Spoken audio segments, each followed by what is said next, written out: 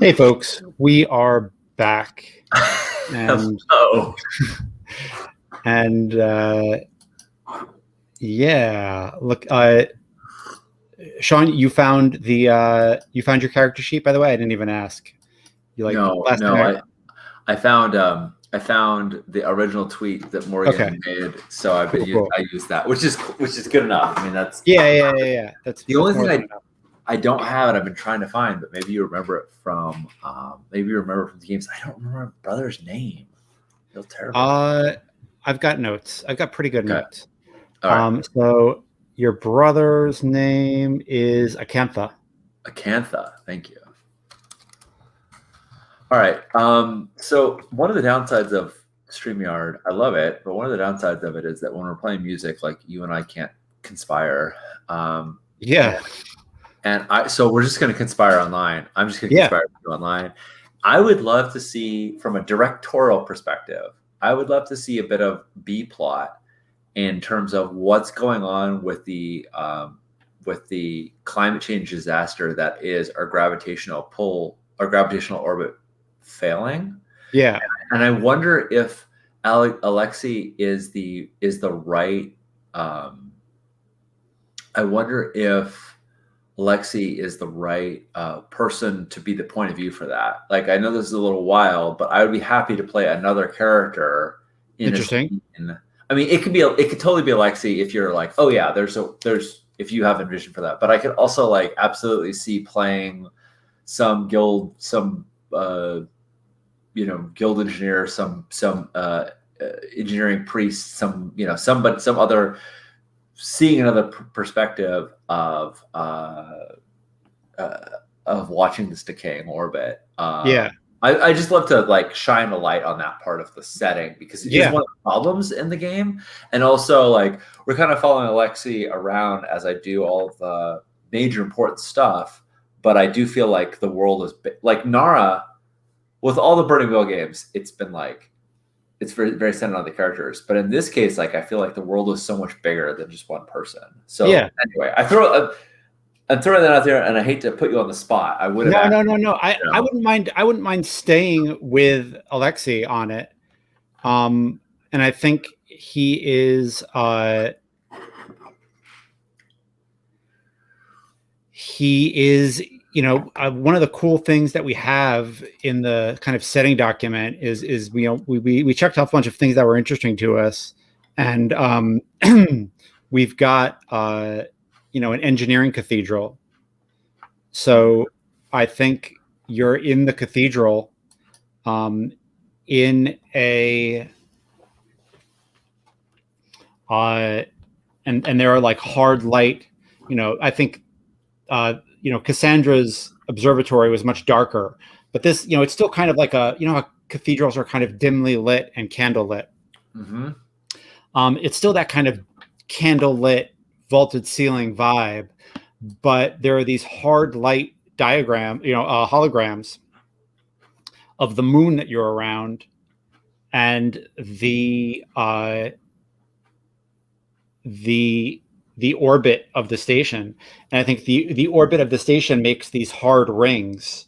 Mm-hmm. And this nun, Sister Theano, who is an engineering nun, because that's a cool thing that should exist. It's still a cool thing to exist. And it's worth saying the significance of calling her an engineering nun and saying that there's engineering priests. yeah, I think it's fair to say that a fair bit of our faith and our mythos is based around space travel and totally, understanding of these gravitational bodies. And totally. I think the Leviathan is not called the Leviathan insignificantly, right? Yeah. Like it is a meaningful name, and that it is both like, it is huge and its maw is forever, but like there's also mythic properties of it that we associate. Yeah. I wonder what it smells like. Yeah, that's no, totally. I think that's a great question. My friend Anthony asked that all the time. He we'll be in some dank dungeon and he'll just be like, "What does it smell like?" And I'm like, yeah, all right, Anthony, I'll tell you what this dank ass dungeon smells like. Yeah. It's always a good question, Andy. So thank you for asking it. Uh, yeah, I think it's incense and chalk dust. Um, and yeah, I like the idea of these, you know, this Baroque sci-fi Catholic trappings. Mhm. But rather than being married to whatever, they're married to math, and the priests are yeah, I like it. I like the idea that like that's what they're giving their kind of faith to. And yeah, I think she like lets the um lets the satellite go around the moon a bunch of times, and and then shows you the deviation, like Mhm. in a hard way, like you can slide a pencil in between the two different orbits, uh if you zoom in close enough. And Sister Theano says, some people say that we've got a year. Some people say that it's correcting itself and this is just part of its orbit. I think we've got a month, Marquis, or my lord.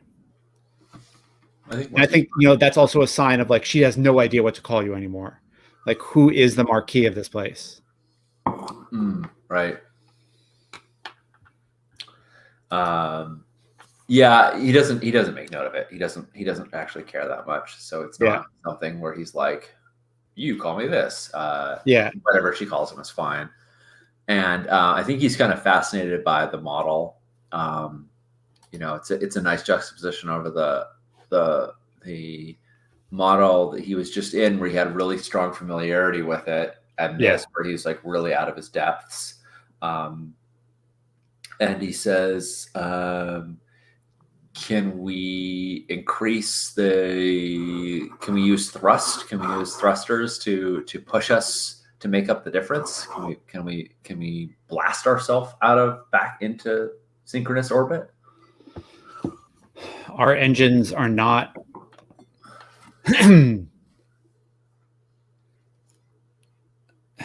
I don't think our engines have the power to. I think we need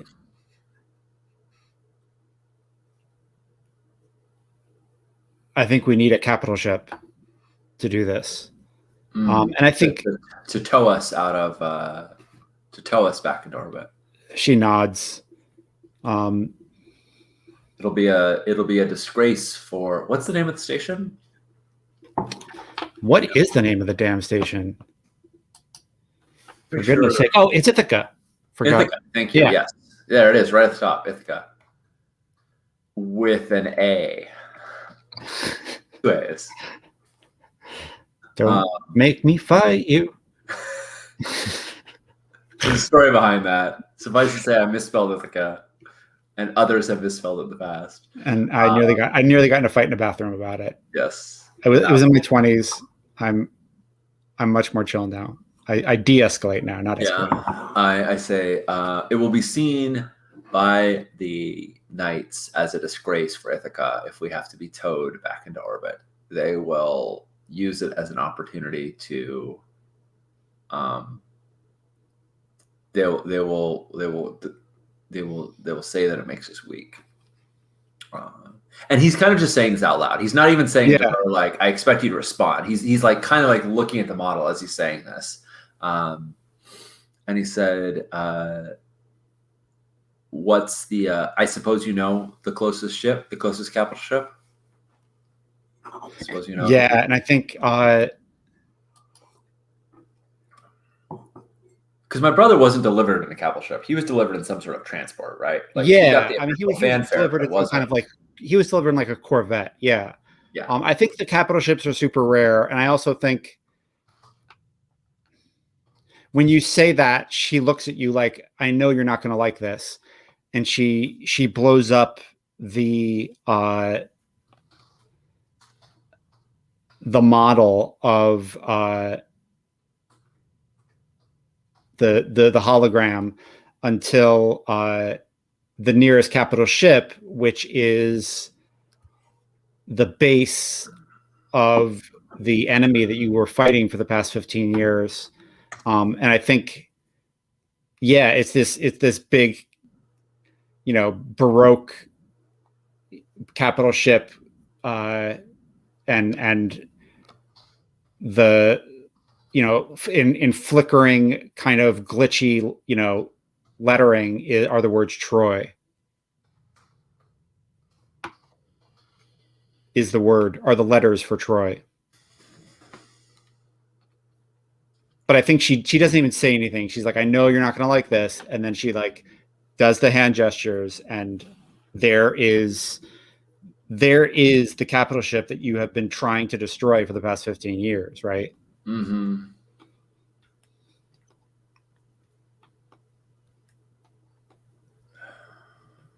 Of course. What's the cause? Or is there a single one? I don't want to put everything we have at risk to regain synchronous orbit only to find out in a month or a year or 10 years for that matter that we've slipped back into this. I can't allow us to repeat this mistake. This is climate change, Sean, trying to say like, yeah, it's good if we're changing our carbon emissions, but like we need to be looking at the at the causes to make sure we're not continuing to exacerbate the issues. She says, I think it was an imperfection in the setting of our original orbit. I'm not sure that this could have been avoided. Do you think that if we restore it, how long do you think before the orbit starts decaying again? You think that we can get ourselves in a synchronous orbit? I think if we do it right, it'll be a long time. I mean, orbits are as good as the math behind them. And he kind of like looks around like with the expectation that like your math should be pretty fucking good. Right? She smiles at that and says, I think I can give you a century, my lord.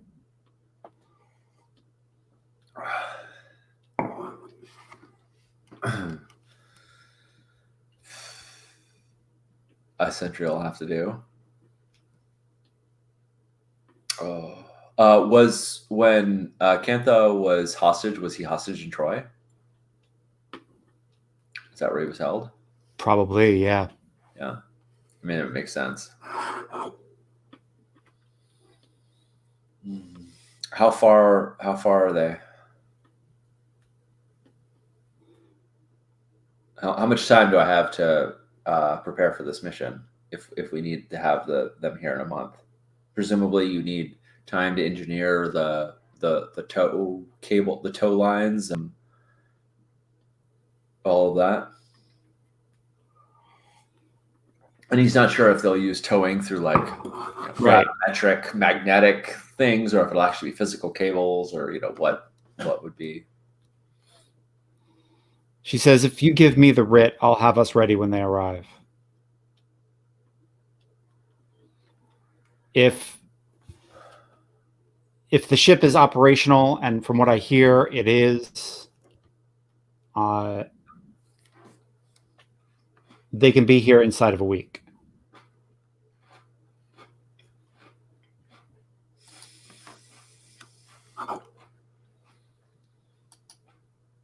He's just sort of looking at the maps. Yeah. I have tried to destroy that ship so many times. I have lost so many of my soldiers' lives. And I told them to never bring that ship into our sights again.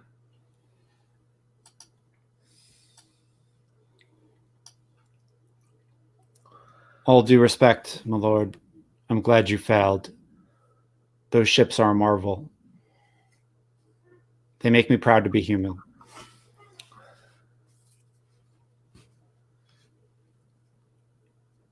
I guess I'm glad I failed too. If that's our only hope. And I don't think he has the same kind of wonderment that she does. Yeah. He has Yeah. a lot of wonderment when it comes to the stars and the vastness of space. He doesn't have as much when it comes to technology. Like, he isn't a disciple in that sense. Yep. And he sees it as functional and necessary, much like many people see the church, Right. As a way to organize people and whatnot. But he isn't faithful in that. He isn't devout, I guess. A twist, since my previous characters have been very devout. Yeah. This is very well. I can't issue you that writ. My brother will have to do that. But I will speak with him.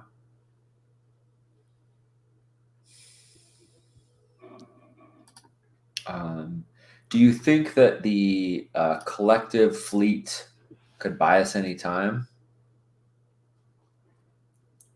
I know the individual ships can't compare with the thrust of a capital ship, but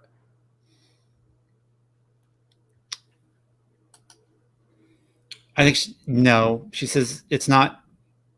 It doesn't work that way. Either they can or they can't, and I don't. Yeah. Yeah, I can imagine. Like, it's like pushing a boulder, right? You just need the ability, you need the strength to move it. Otherwise, it's not. Yeah, otherwise you're not doing anything. Although I am totally imagining like something right out of like Macross or something like that, where like everybody's like blasting their jets as hard as right. Yeah. Yeah. Yeah, I'm not even sure that like this is just Judd like science fictioning out loud. Absolutely. I'm not sure that it like is going to pull. Like, it's going to be more of its gravitational pull and your pull, and then like whatever weird sure. That the capital ship is big enough to have a gravitational pull as in and of itself. Nice. Yeah. And so it can try and offset it. What moon are we on? Remind me. What moon do we orbit? You remember? That is a great. It was Messina, right? I think we were going from Messina to Zadar to Suez and back. Maybe not. Maybe I'm misremembering now. I could look it up. Hold on. It's actually not in my notes. It's in another thing. We are pro streamers. Hey, don't really have a rule book to look up anymore. So let's just. It might be Oakland too. I don't think it was. Let me Control F this MRFer and see where we're at. Moon.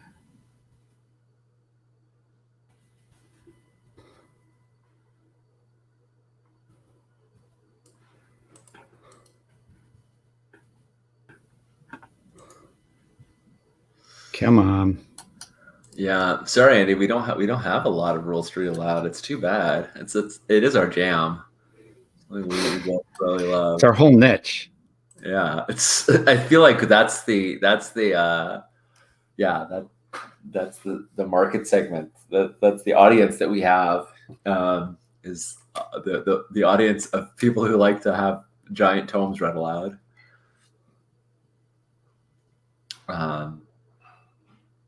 Well, a bonkers idea occurs to Alexi. Yeah. Hit me with it. And you tell me if this is the kind of thing that I'll just say it. And if the nun engineer finds it apocryphal or heretical rather than, then so be it. He's like, Are we ignoring the giant in the room? You want to bring a capital ship because it can offset our gravitational pull, but the strongest gravity well in this system is the Leviathan. Can we not shift our orbit such that when we are on the inner edge of, and I'm going to say Messina, and if it's wrong, that's fine, such that when Messina is eclipsed, I mean, we're orbiting a body that's orbiting another body. And forgive me if I'm oversimplifying the math here, but is it not possible to adjust course so that we are ever so slightly closer to the Leviathan, and that it pulls us, and that it rights our sails? We pick up its strong winds, and in my mind, what Sean is suggesting is a possibility that could be horrifically bad. Like a capital ship might like adjust us slightly, whereas the Leviathan might just pull us in, and we might suffer Paris's fate. You know, Yeah. it's super risky, but Alexei isn't sure, and he is used to sailing solar currents, and yeah, so I'm going to posit it. She looks really uncomfortable when you say that. I think like you don't even realize why. And Yeah. she says,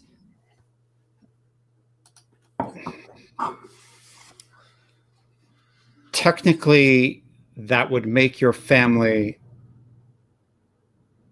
it would make the head of your family a duke. If your ancestral home were to be orbiting the Leviathan by the writ of the ancient laws, your liege lord could take that as sedition. Mm.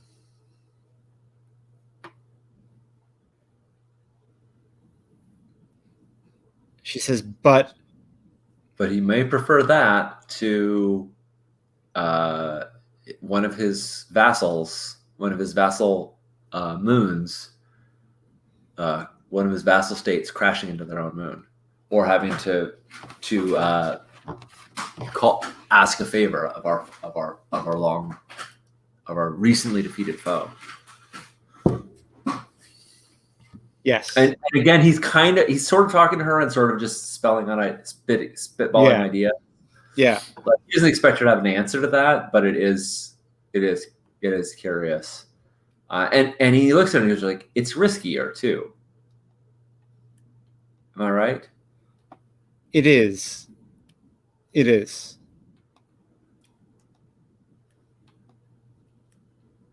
Very well. The Marquis has a difficult decision to make. Indeed. Indeed.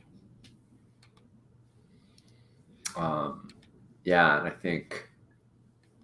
I think he says that, but he's not going to throw this on his brother and just say, figure it out. Right. Right. He says that to her so that she doesn't think he's decided one way or the other, because he hasn't. And, yeah. And he thanks, Theano. How many others know about this urgency? Most people don't believe it.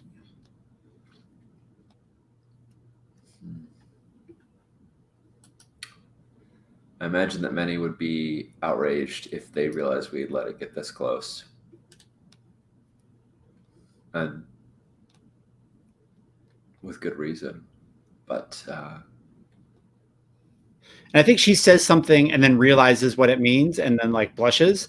She's like, well, if these knights would stop killing each other in duels and start getting to work.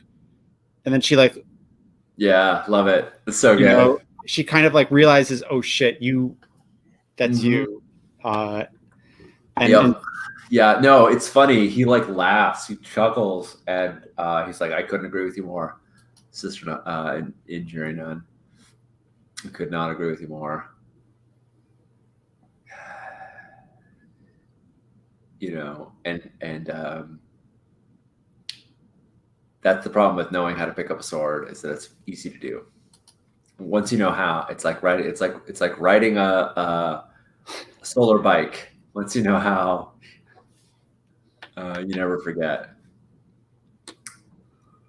And yeah, and he leaves. You know, he thanks her for the insight. I think he like snaps a hollow of it, so Yeah. he has like a little mini version of it that won't have all of the breadth of it does won't have all the breadth of the full model, but it will be like a little display that he could show his brother, um, to show the severity of it.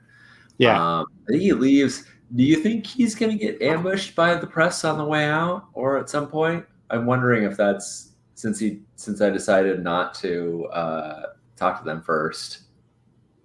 I wasn't sure how interested you were in that, um, or how realistic it was, or what. But yeah, let's do it. I Yeah, think they're waiting outside the church, uh, and and you know,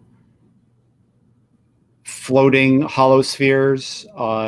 Taking recording everything, um, flashing lights so that they can get every angle and record every shadow, and just dozens of press uh,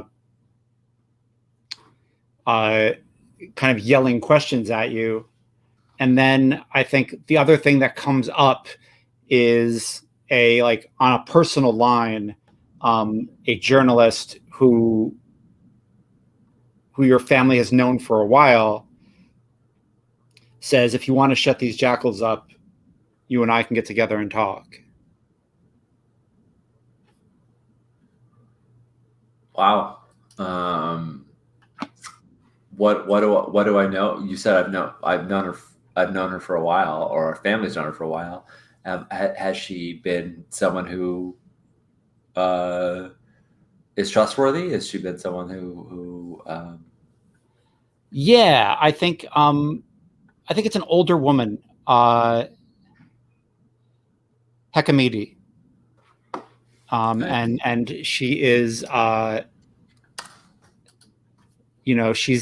she's thought of as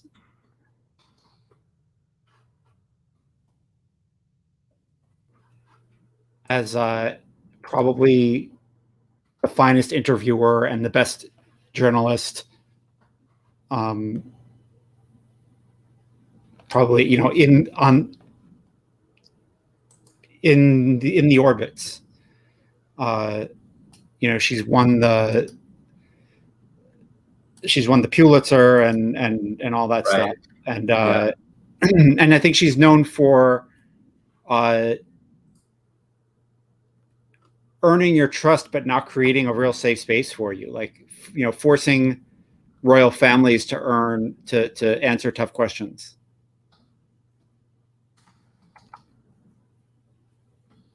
nice. Not a puff piece person. Yeah.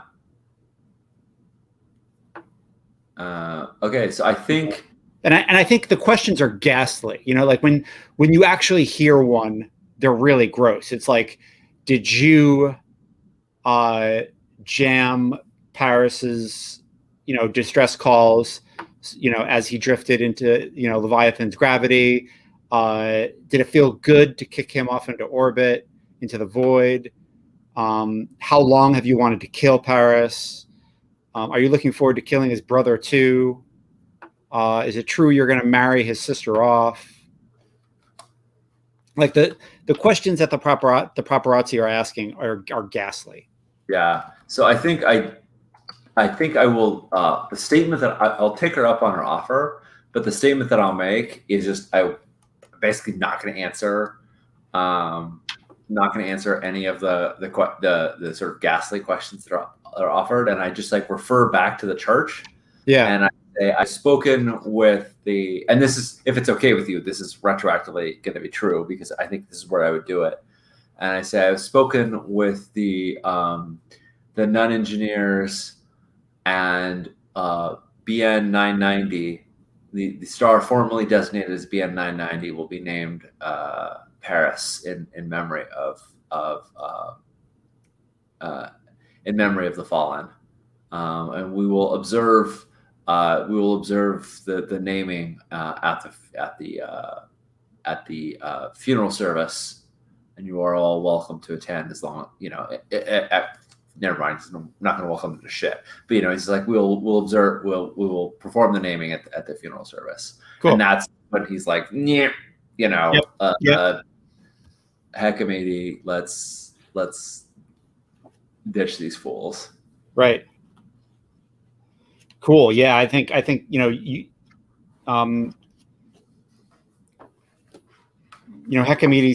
sends you her coordinates, and she has a studio set up on a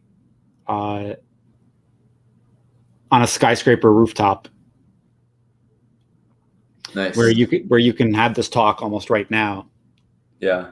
And I think hover cars are zipping by, but it's still kind of it's busy, but it's still quiet enough to have a talk. And one of her production assistants says, like, as you step out of the elevator, says, we're recording. Right. Yeah.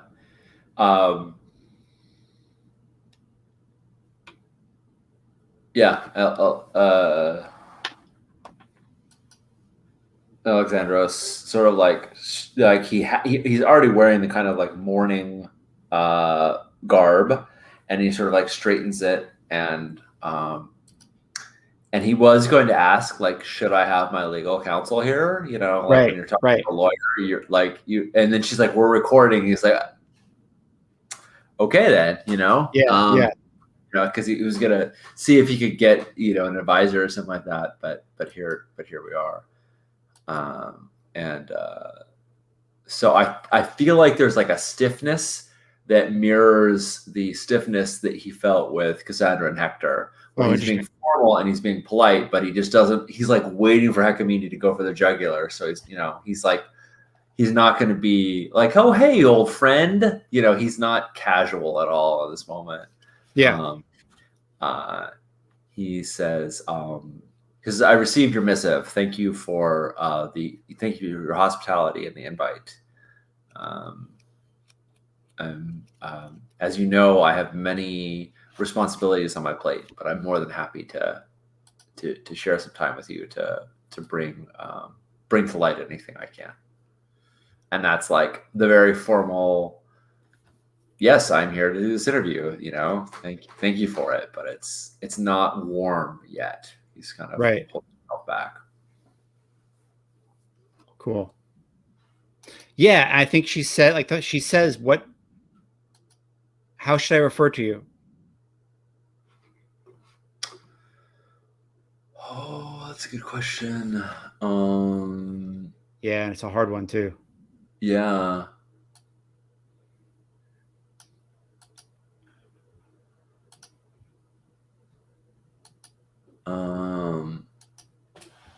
I think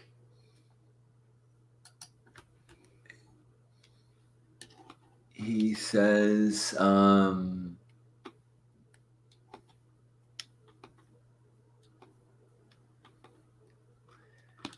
yeah, I think,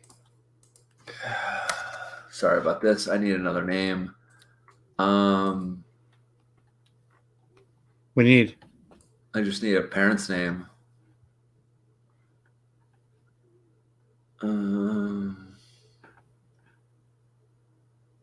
And I'm so terrible about coming up with them on the fly.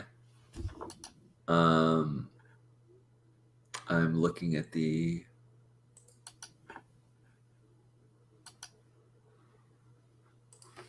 I'm looking at a name generator, and it's like suddenly gone way off and not giving me not giving me Greek names anymore. Like what happened? Why am I suddenly looking at these weird elf names and shit? Hognius, Hagnius, Hagneus, Nias. Hagnius. He says you can refer to me as Alexandros of Ithaca, son of Hagnius. Nice.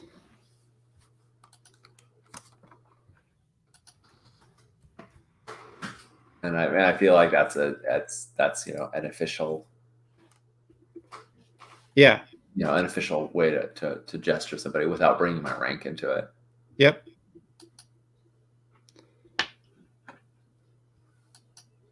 And she says we're going to have to talk about the title. Okay. I didn't. We could talk about my brother's title. We could talk about my rank.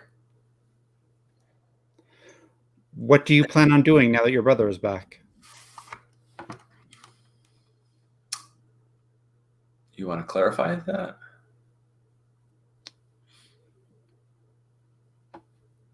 You want to say more specifically? Do you...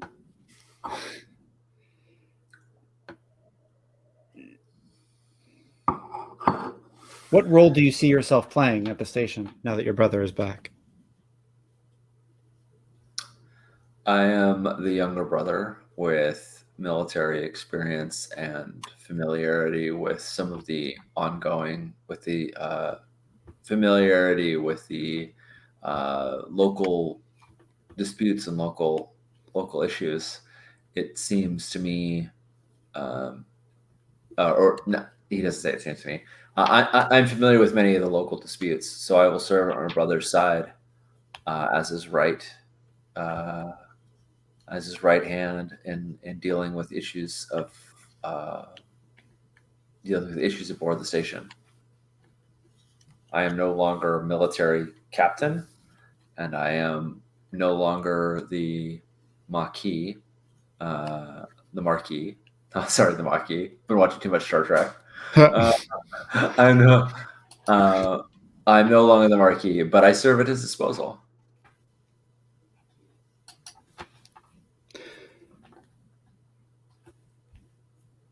Could you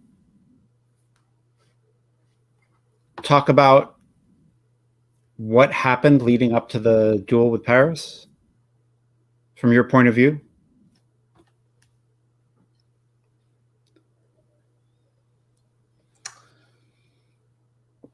It was a sour occasion.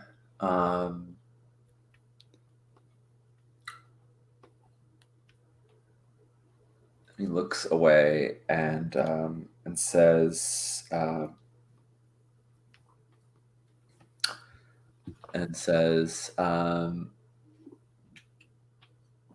in retrospect, I don't think any of us thought that this would turn into a duel, certainly not one to the death. But Paris leveled an affront that could not be endured without a challenge. I will not besmirch his name by repeating the words. I will not besmirch his name further by repeating the words, but satisfaction was needed, and I believe he just meant to test the waters, and it's unfortunate that they were rougher than he expected. The solar winds were rougher than he expected. I don't rejoice in his death.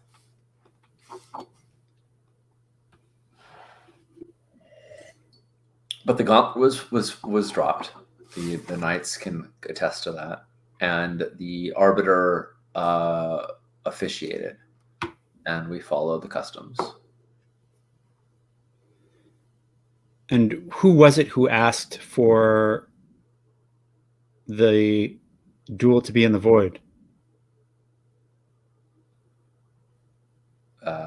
That came from Paris's camp. Am I right in that? I think that. Yeah. You're correct. Yeah, You're that right. came from the camp of Paris. And he specifically doesn't say it came from Paris because he doesn't know. He thinks it's Nestor, but he Yeah. doesn't. Yeah. Yeah. My second Calchas relayed it to me that the camp of Paris had elected to host the duel in the void. Cool.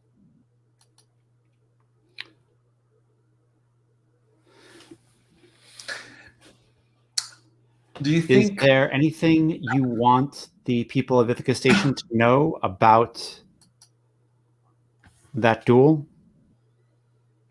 I If have you could met with? tell them anything, if you could convey anything that they haven't already heard, what would you say to them?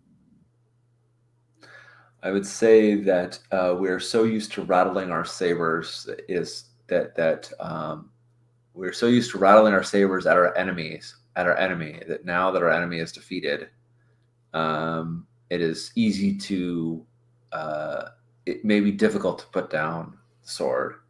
I regret the duel. I regret the duel happened. And I'm going to work with Paris's family to seek reconciliation with them. I've met with the family already, and we will see that we can. Hopefully, this will be the last of the. Hopefully, this will, and he totally knows this is not true, but I hope that this is the last of the duels that needs to be fought on Ithaca.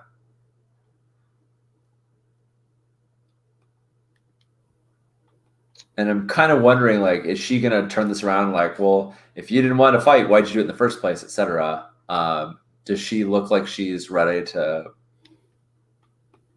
kind of call me the hypocrite on that? Because I could see it. I could totally see her. Yeah, she says, what would you say to a young knight who feels like their honor was besmirched on Ithaca Station in this post-war season of vendettas? What do you want them to know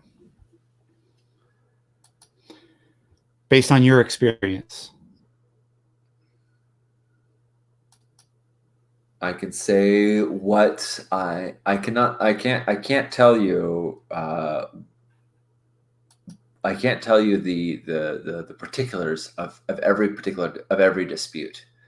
But in this case, I have gladly taken Hector, brother of Paris, as my brother squire, and I believe that will bring peace between our families. And I have and Cassandra and I visited the home of Cassandra, and given my what's the word for it? And honored her and honored her brother uh, as much as I could. Um, and I would hope that others would do the same and put down their swords. Um, there's a reason I do not walk with one at my hip any longer.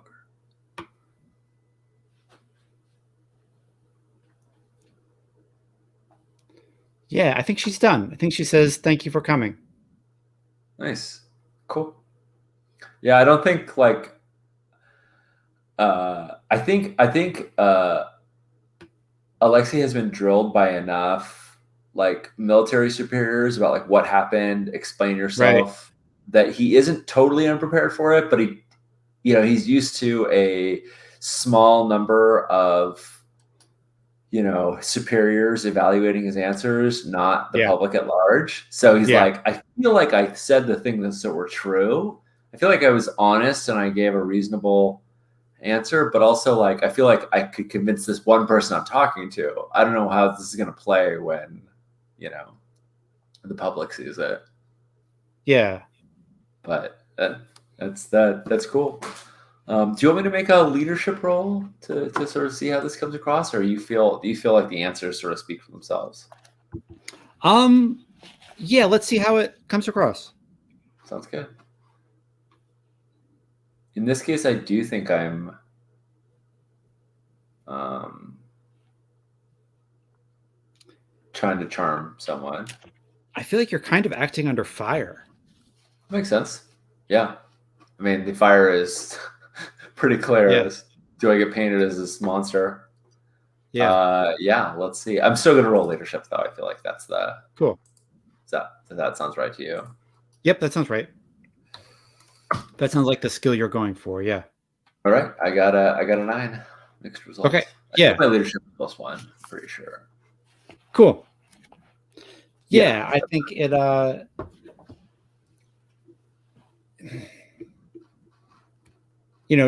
Duels are down that week. There's only a few. Yeah. But they don't go away, but they take a dip. But something else will have to be done. Yeah. Right. This is the end of it. Yeah. Yeah.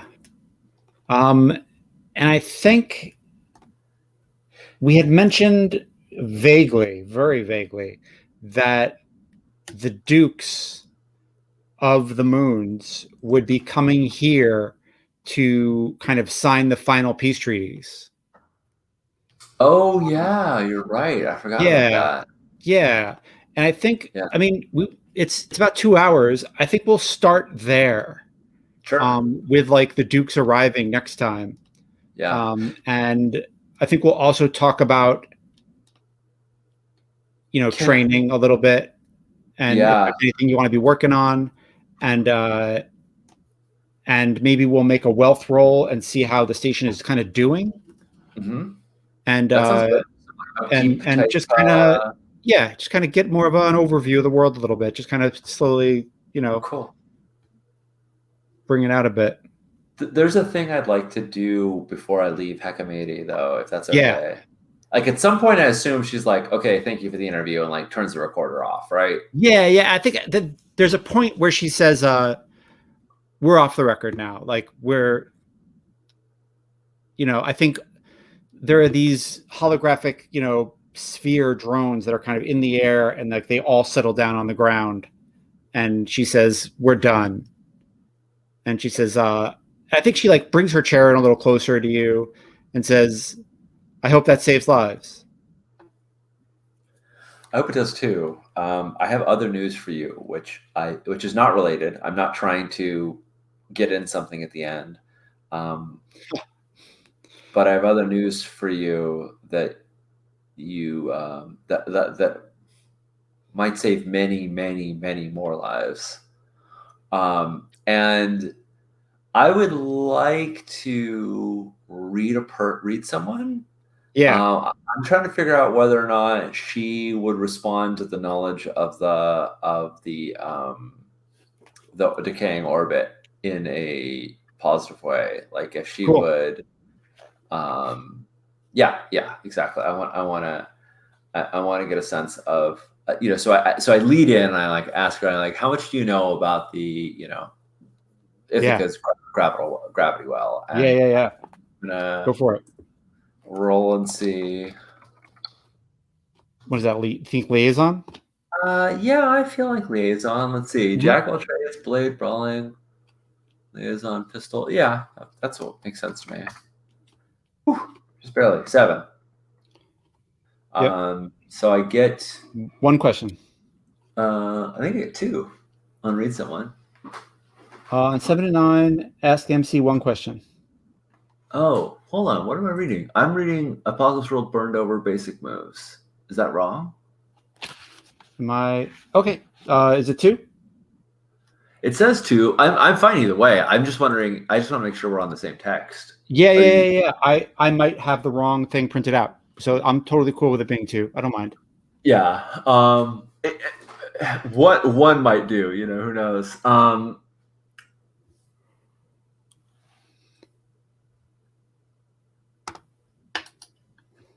Yeah. How could I get you to make a piece sort of depicting the urgency of fixing our of addressing our failing orbit? I mean, she would do that right now. She was like, "Let's do it." And I think like the drones go into the air again, and she says, and like Alexei is like puts his hands out. She's like, I don't have enough information right now. I have some, but I want to come to you. I don't want to speak to you half cocked, but I know the issue is urgent, and I want to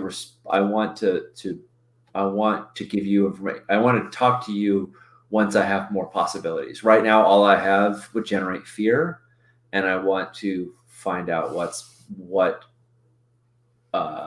is possible, and then hopefully give people the power to advocate for what they think would be best for their home. cool. Because this is all of our homes. Awesome. Yeah, if she's down with it, I'm gonna talk to my brother, but we'll do that next time. So, sounds good. Yeah, awesome. Good. Cool. Let's get back to this thing. Boop, boop. Thank you, sir. I, as always, love playing games where we get to be contemplative and think like, what would like I'm all for playing characters like they're stolen cars. I also like to play characters like they have a heart and care about things. And I that was a more chill, contemplative one, but that's cool because we started with a real bang. So, I like it. I you know me. We can go. We can shift up into fourth and fifth gear later, and we'll figure it out. Yeah. Andy points out, never stop recording. I think I missed that. Yes. As a podcaster, I have definitely made that mistake. Cool. Well, friends, we'll be back in 2 weeks to play more Traveler. Yeah. Or whatever it is that we're playing right now. This Traveler Universe Apocalypse World Burned Over game we're figuring out as we go. This Franken game, yeah. And thank you, Corey. Yeah, thank you, Corey. And there was a time at Go Play Northwest, which is a little con up in Seattle, where I was sitting with a bunch of friends and we decided to play a game called Fuck It, You're the MC. And it was just rotating scenes where whoever was up for it would sort of MC the game and kind of roll with whatever rules that we kind of felt like made sense. And it was, a vaguely apocalypse world. We just were sort of inventing it as we went along. And this gives me this very, very similar, we'll figure out what move makes sense. In the moment. I'm a big fan. But anyway, this has been a blast. I love playing games with you, Judd, and Alexei is a fun and interesting and complicated character.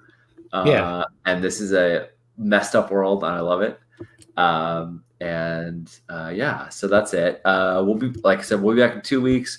Next week we'll be playing Apocalypse Keys on Wednesday, and next Monday I won't be on the stream, but I'll be producing it. Dominique is going to be running their tomorrow on Revelation 3 game, which is kickstarting through next week. And so we'll basically be running a game right before the Kickstarter ends. Hopefully get some people checking it out. If you are curious about whether or not you want to back it, you can see it in action before you decide. Join us again on Monday for some, and it's a great cast. It's Vidya, Jay, Jamie, and Dominique. Nice. All very cool people. So, that's it for me. What about you, Judd? What's going on in your life? Hey, I'm Judd, he, him. I've got a couple of weird things. I put a PDF up on the DMs Guild called The Raven Queen versus the Ghoul King. And it's a series of inspiration. I call them inspirational tables rather than random tables, because you can roll on them or you can pick on them like a menu, and it will help you hopefully run a game in which the Raven Queen and the Ghoul King are doing a fell war in some world. So that's a PDF out on the DMs Guild. It's out for $4. And then a weird side effect of fiddling with Affinity Art Suite for the past year is that I've got a bunch of these weird designs that I really didn't know what to do with. And they ended up I put them up in a Threadless shop. And so if you're like me and you want a shirt that says Knife Fights in Space, or, Joniki's been rewatching Deep Space Nine, and so like I feel like we want to just about, we don't, because we don't want to be drunk that often. But every time there's a subspace anomaly, like we just want to like take a drink. And so I put up a shirt with a science fiction font and like space like in the letters called Subspace Anomaly. It just says Subspace Anomaly. And Joniki was like, it's just a shirt that says Subspace Anomaly. And I'm like, yeah. She's like, but why? And I'm like, why not? Like, why wouldn't you wear that? So all of you can look at the descriptions of each item, and you can see that all of the money goes to really great orgs.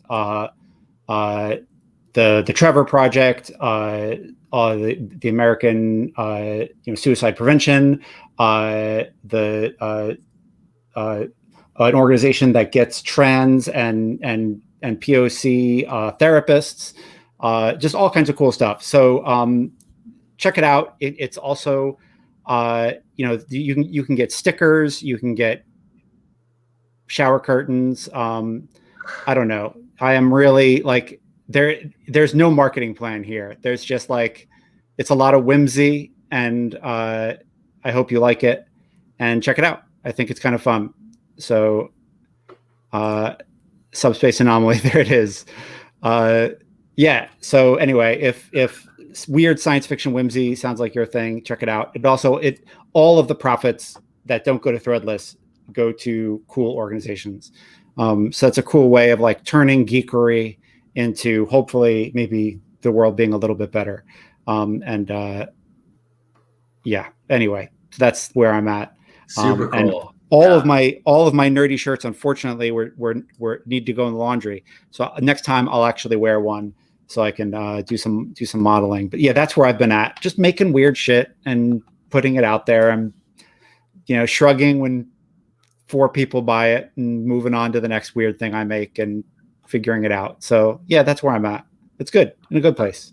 I love it. That is fantastic. I'm a big fan of design that is, throw stuff against the wall and see what sticks attitude. Yeah. Jammy, who is the creator of Apocalypse Key and Symbolic Bion, their method of when they hit a rough spot in a game where they don't know how do I handle social conflicts? How do I handle mysteries? How do I handle PvP? Their response to that when they're making a game and they run into a problem is to make a new game that's all about that. And I just love that idea. And they've made like 40 some odd games. Only a few of them are like, many 100-page monstrosities that can become print. Most of them are much smaller, but it doesn't matter. They're just like, well, I'm just gonna make a game that's all about this one thing. Right. And then it's like the open play field. And I feel like, and they've bounced around between so many games. And I love that you're, just like, I'm going to try making this because you've been working in Affinity, like programs for a while, making cool banners, making cool ephemera, making book covers and stuff like that. And I love that you're moving into making physical stuff. Cause that's fantastic. It's really fun. When the first t-shirts got here, I was like, what? They actually did it? I can't believe it. Seriously. Yeah, it's cool. I'm definitely going to confuse somebody walking around with a t-shirt that says Lich Queen on it, but that's okay. That's it's fine. Be confused. Confused, people. So I thank you, Sean, for supporting my frivolous creativity. I also I've got to write it down. I got to talk to you off stream, but like I've got a Paragon idea. Nice. Yes. Yeah, I didn't want one. I did not want one, but I got one. So as ideas go, I recommend having Paragon ideas over some other ideas because you can make an 8-page document and go there, it's done. You don't need to make a 300-page book. That's true. Okay. Okay, that's good. Ooh, Andy's excited. Well, Andy, I'll have to find Judd. Apparently, now that I know you can do it in 8 pages, Andy, it might not be like 1,000 years until it's done. I thought I was going to have to like do a new Aegon book, but no, we now that I hear that with Blades, I just to very briefly, in case people are curious, Blades, we made the whole book SR and SRD, and it was great. Everyone's like, "Oh, awesome! You can take the whole." Not the whole book. Does not include the setting. but all the rules are part of the SRD, so you can just like make your own Forge in the Dark game. But what we found is that people had to they had to redo all of that stuff in their own words, and often it was a lot of work to do stuff that isn't design. It was a lot of work to just be like porting over, this is how an action roll works, this is how resistance roll works. Right. And our intent was that people would like really bang on those and hack them and change them and be like, action rolls, schmaction rolls, we're going to do it like this. Yeah. But a lot of folks, when they're making a design, the first thing they do is like port over a huge portion of the SRD, and that ends up eating like hundreds of pages. It's tons of work. It's just all of this like overhead before you can actually start doing your own game design. And sometimes I think it gets in the way of game design because you've ported too much. You should really be more selective about it. And with Paragon licensing, we said, no, the game is an add-on.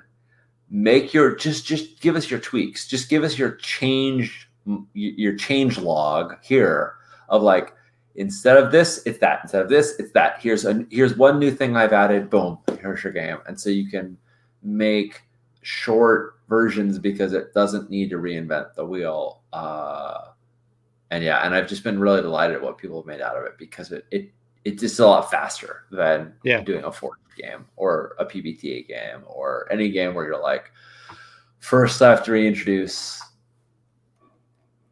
everything from the beginning. Anyway, let's talk about it. But friends, we're gonna hop off stream because it's late. It's super late for Judd. And thank you all for being here. This is lots of fun. Come back on Monday. We'll see you then. See you soon, folks.